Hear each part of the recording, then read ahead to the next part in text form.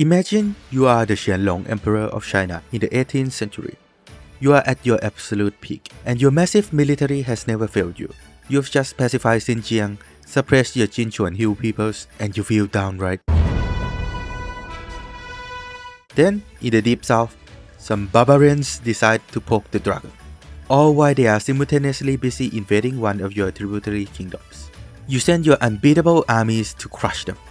Turns out, absolutely nothing the mighty dragon sent could actually hurt them. It means that none of us are. Our story starts at the Chinese-Burmese border, which back then was just a vague overlapping sphere of influence where local Shan chiefs have to pay tribute to both empires. In the 1730s, the Qing dynasty decided to tighten its grip on the region, and by the 1750s, the local chiefs were leaning toward China. But then, a new Burmese dynasty called the Kong Bong rose to power, and their kings started reasserting dominance over these borderlands. Naturally, the Qing dynasty under Qianlong Emperor was not through. This brings us to the start of the conflict. In 1765, the Qing governor of Yunnan, a man named Liu Zhao, used a minor trade dispute as an excuse to launch an invasion. Knowing that the main Burmese army was distracted with invading Siam, Liu Zhao sent about 3,500 of his regular Green Standard troops, backed by local militias, to lay siege to the Burmese allied city of Shantung. The Chinese troops heavily outnumbered the local Burmese garrison.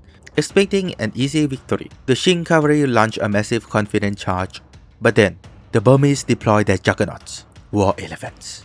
The inexperienced Chinese horses took one look at the giant trumpeting beast, completely panicked and fled the field, trampling their own infantry on the way out. The Burmese infantry and cavalry easily routed the remaining disorganized Chinese troops.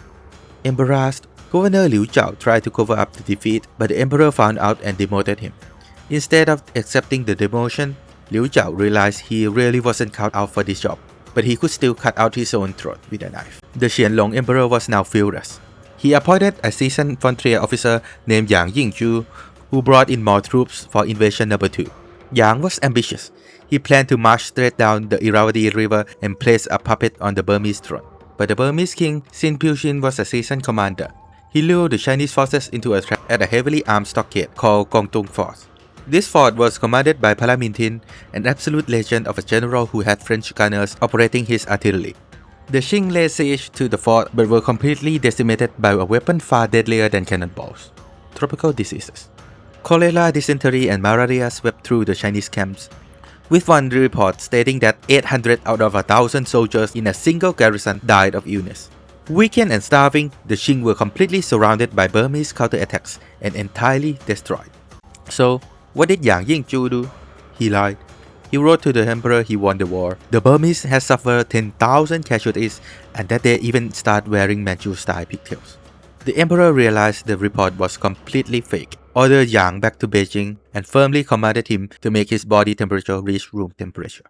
That makes 2 invasion and 2 dead commanders. Must be a nightmare for the Qing HR department. The emperor now blamed the defeat on his greenhorns, the Green Standard troops.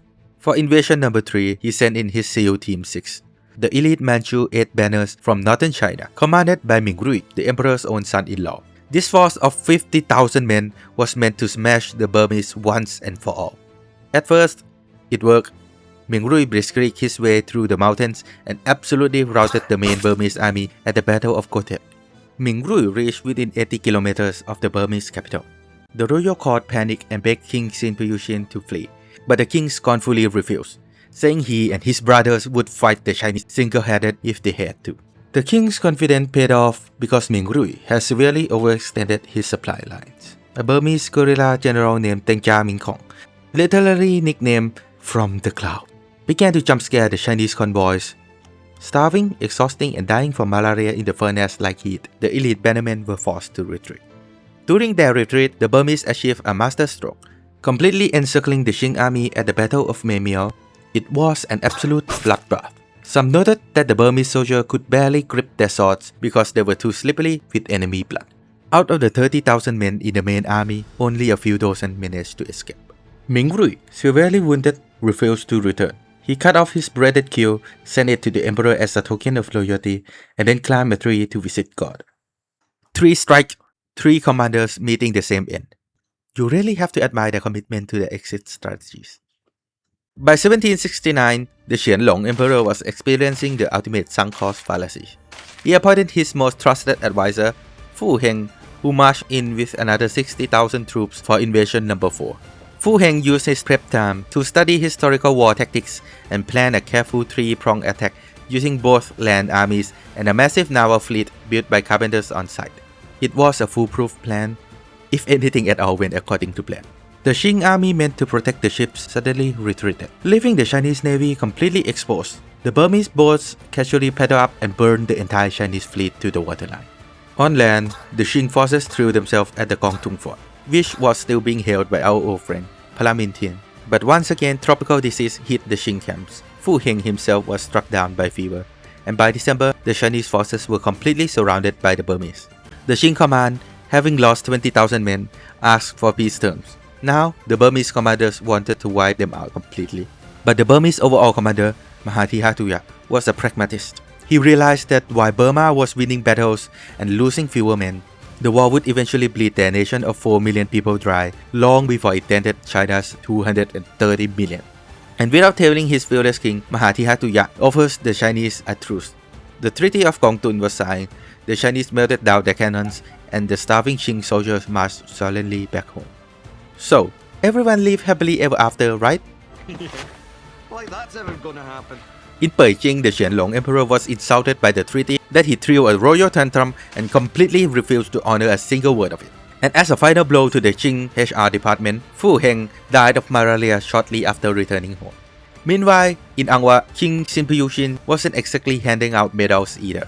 He was so enraged that his generals had made peace behind his back that he literally tore up his copy of the treaty. And the grand reward for the men who just saved his entire kingdom? He exiled his top generals to remote outposts and forced them to wear women's dresses. So yeah, absolutely nobody was happy with the outcome of this war.